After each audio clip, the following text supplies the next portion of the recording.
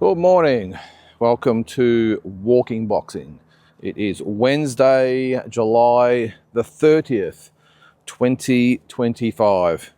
And a little bit going on in the world of boxing, I suppose, at the moment. Sort of the same things continue to pop up. We'll go through some of the latest stuff in the last 24 hours. First of all, though, on this day, let's go back to 1977. Carlos Monzon, arguably the greatest middleweight of all time. I'm sure Marvin Hagler fans will have something to say about that, but it's always, and obviously Sugar Ray Robinson fans, but was Robinson more a welterweight than middleweight? Whatever. But Carlos Monzon, he beat Rodrigo Valdez over 15 rounds to retain that world middleweight title in Fonteville, Monaco. And it was actually knocked down for the first time in that fight in round two. And what else we got there? Got into the Hall of Fame in 1990, did Carlos Monzon. So a great champ, another champion that was gone too soon. Also, 2016, Carl Frampton defeated Leo Santa Cruz, which was a really good fight, by the way, in a 12-round decision. That was at the Barclays Center in New York. What have we got here? Frampton says here, vacated the 122-pound title. I forgot to mention there, he won the WBA 126-pound title, but he vacated the 122-pound titles, moved up in weight, and gave Santa Cruz his first career loss. I'm not quite sure what happened to Leo Santa Cruz. I mean, he was a really good fighter at one stage, a real dominant sort of champion. I know he was knocked out by Tank Davis, and but yeah, I thought he had a little bit more to offer, but maybe smart and got out while he could. All right, on to today's news. Now, tonight, I forgot to mention it yesterday, everyone's weighed in for the big fight night tonight, Ace Boxing in conjunction with No Limit Boxing, live on Fox, which is great. I'm assuming it's the, I think it is, no, it's not No Limit on Fox, is it? Because it didn't say anything about No Limit on here. It's an Angelo DiCarlo event, so Ace Boxing, and just looks like they've got a TV date, probably in conjunction with No Limit anyway. But the main event, Floyd Masson up against John Parker. That's the main event. Good to see Floyd Masson back. Was a couple of fights ago. He lost to Masternak. I really like watching him fight. I really do. He's always entertaining. He probably takes a little bit more punishment than I would like him to, but he looks like a really nice guy, and he's that what you see and what you get type of fighter. He's an honest bloke. He just gets in there, loves to throw down, and what will be, I suppose, after that. He only lost a couple of fights, so and he gets to reboot his career. I must admit, who did he get stopped by? Was it a year or two ago? I can't remember. I haven't got it here, but I actually had doubts that that fight was so brutal that we might not see him back, but he did come back, had that decision loss to Masternak, and let's see if he can go again. John Parker is his opponent. Look, I've done a little bit of research on John Parker. He is what's his record? Actually, Floyd Masson, by the way, is 15-2. Parker is 11-1. Now, the only blemish on the record, this is only I haven't seen him fight, if I'm being honest, John Parker. I probably should do a little bit more research, but I did look at his record, and the only blemish here was to a fighter by the name of, who was it? Dylan Wright. It was only 4 fights ago. Now, Dylan Wright had a 2-6 record, and since that win, has lost his last 6 fights, 4 by knockout. So look, it is what it is. I mean, upsets happen. I'm not going to say it's going to put any a blemish on the event, but Floyd Masson is probably on the fringes of the world scene, I suppose. I'm not sure what John Parker will have to offer him, but either way, look, the one thing you'll get with Floyd Masson, you'll get a fight. So it doesn't matter whether this guy is good or not, this John Parker. You can be guaranteed that Floyd Masson will make it a war. But yeah, good, as I said, good to see Floyd Masson continue along, and hopefully he gets another crack at it. Could we see, I know a lot of people will scoff, could we see, if Jai Opetaia wants a homecoming, someone like Floyd Masson step up? Now, I'll be honest, I probably don't think it ends well for Floyd, but one thing you would get from him is a fighter that would fight to the death and not back down from Jai. Now, that could be a bad thing because Jai is a bit of a killer, as we know, but I think it'd be an entertaining fight. And, maybe, with the contacts between the two, I'm not sure what the relationship is these days between Angelo DiCarlo and Mick Francis, but you never know. And if we're looking for someone for Jai to fight at home, while he treads water, waiting to go to heavyweight or waiting for Ramirez, whatever it might be, I think it'd be entertaining. But anyway, he's got to get past tonight first. And don't come at me. I did say that Jai Opetaia would win that fight, but I think it would be entertaining. All right. Who else we got on that card? We've got Jacob Clinshaw, Kelvin Jensen. I'm not really familiar with some of these guys, if I'm being honest. That's doesn't actually say how many rounds it is. We've got Jazia Poatoa against Jack Gregory. We've got Hunter Ione, Ken Aitken. Always comes to fight, does Hunter Ione. He's lost a lot of recent fights over 10 and 11. Pretty sure he won. He was 1, 2, 3, 4, 5, 6, 7. He was 8-0 with one draw. And then it's all gone pear-shaped for him after that. The one win was against Ben Horn, surprisingly. So, did you see that actually that Ben Horn is getting into the bare knuckles? I'm not sure whether I've mentioned that. It's probably more suited to him, to be honest, suited to Ben Horn, to be honest, because he's not the most graceful fighter. He does get sort of outboxed a little bit by more skillful guys. The bare knuckle stuff where it just comes down to, I suppose, well, you've got to have technique, of course.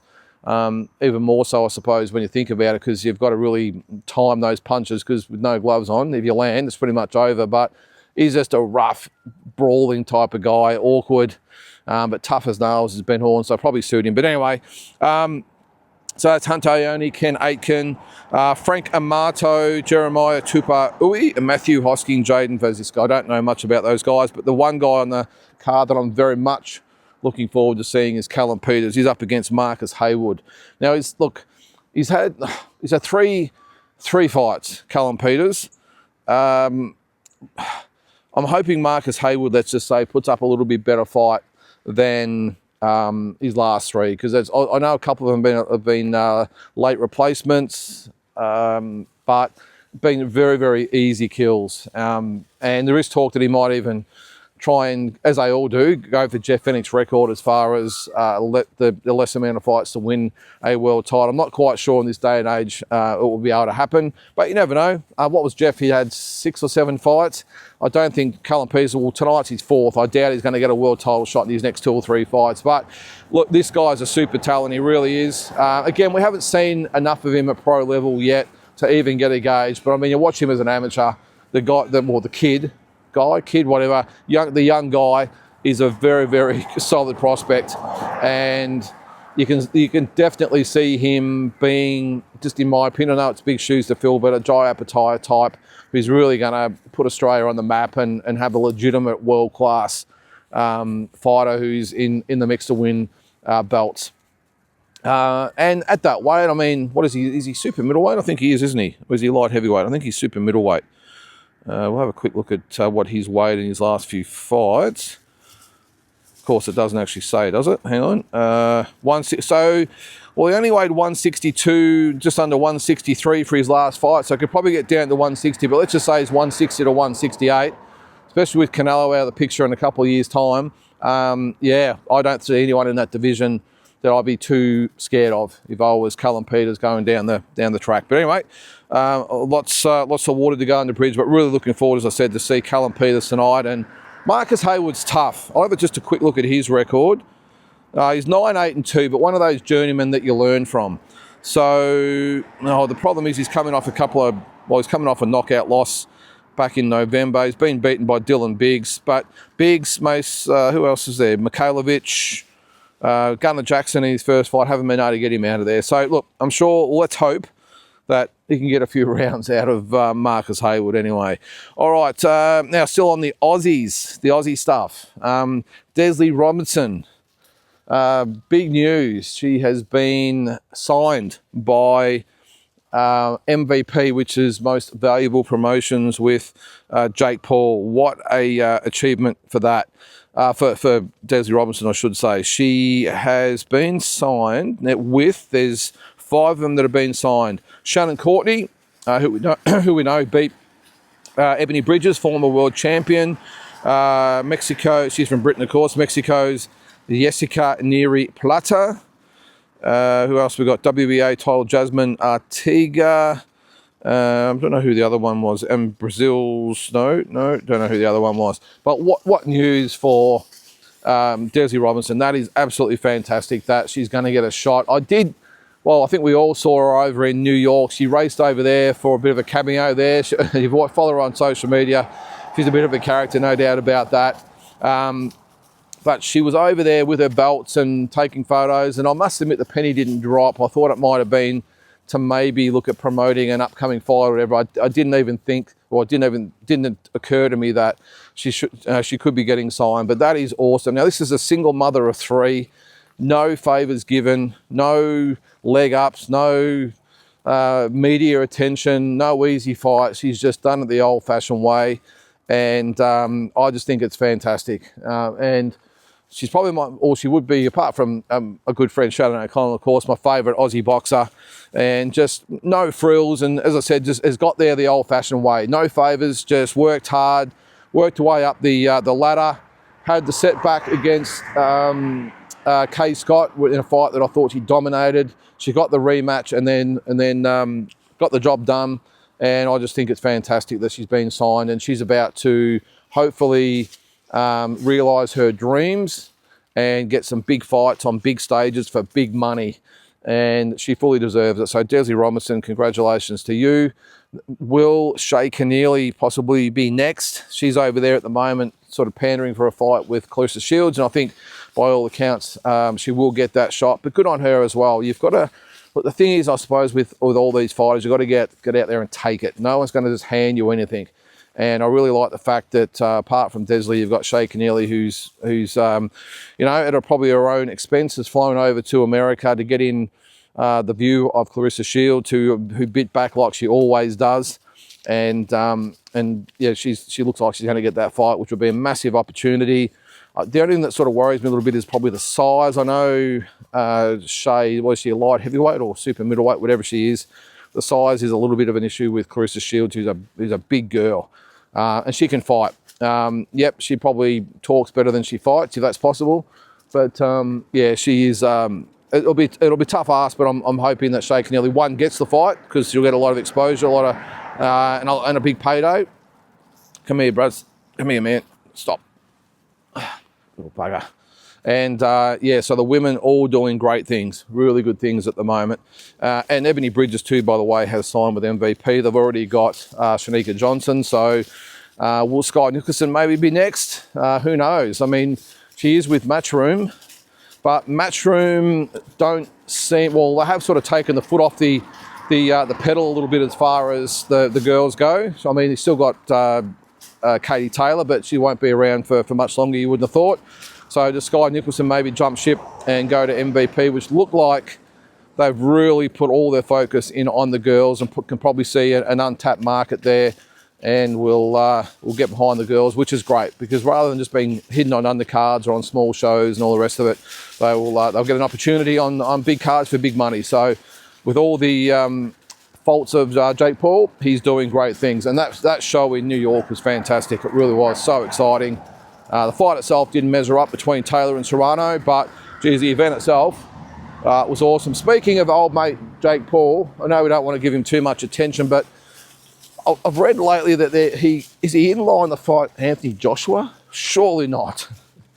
I discarded it when I first saw it, but I've seen a couple of articles saying that he could legitimately be in line to fight Anthony Joshua. Now, who was the other guy they were talking about? Tony Yoka. I don't get that fight either. I think he's 12-3 or 12-4 or something like that. I don't understand why Anthony Joshua would waste his time. But apart from the big money with Paul, I suppose, what else is there to gain from Joshua? Is he going to turn into a bit of a circus act? I hope not. He hasn't fought since, I think, September last year, so he's coming up on a year out of the ring, and nothing really planned yet. I know he's had the injury and everything.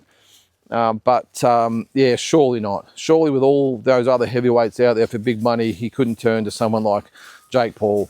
And I suppose what we're also going to look at is the powers that be, if they do sanction that fight, are we going to get another Francis Ngannou situation? Now, the other thing with Francis Ngannou is that he was a former UFC heavyweight champion. The guy could fight.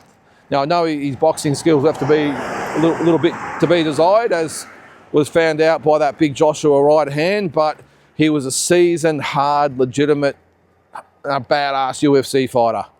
And actually had pushed Tyson Fury and was a big man. What, we're going to put a cruiserweight in Jake Paul, who's a novice and, let's face it, not a very good fighter, and we're going to put him in with someone like Anthony Joshua.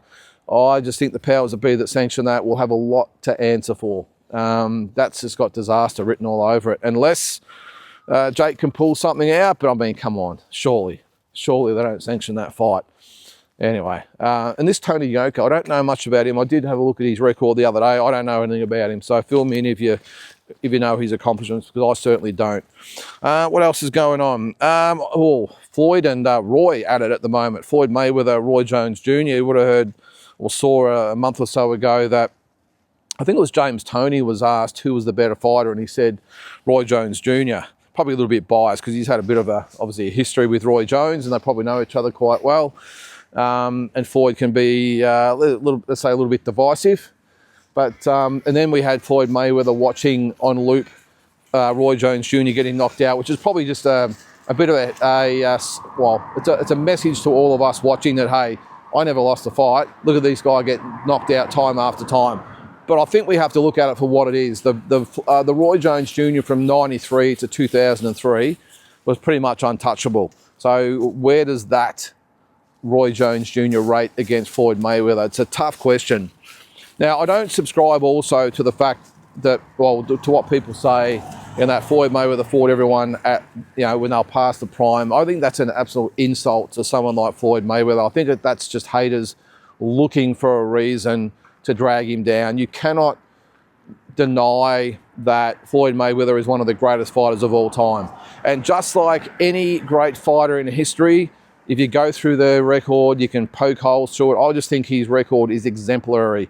And I think as far as Hall of Famers and world champions and legends and icons or whatever it is that he fought and beat, I think pretty much one of the only fighters you can put him up with is the likes of Robinson and Ali, maybe Leonard as well. I really do, and I know that'll upset a lot of you out there.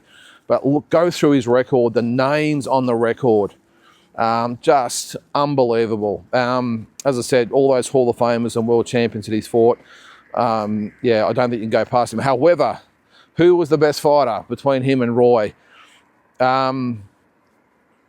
Look, Roy Jones, in my opinion, didn't have the resume of Floyd Mayweather, even though he cleaned out his division as well. But I tell you what, that 93 to 2003 version of Roy, I'm probably going to have to say is a better fighter than Floyd. Now, don't get that mixed up with what I said about resumes. That's what I was talking about.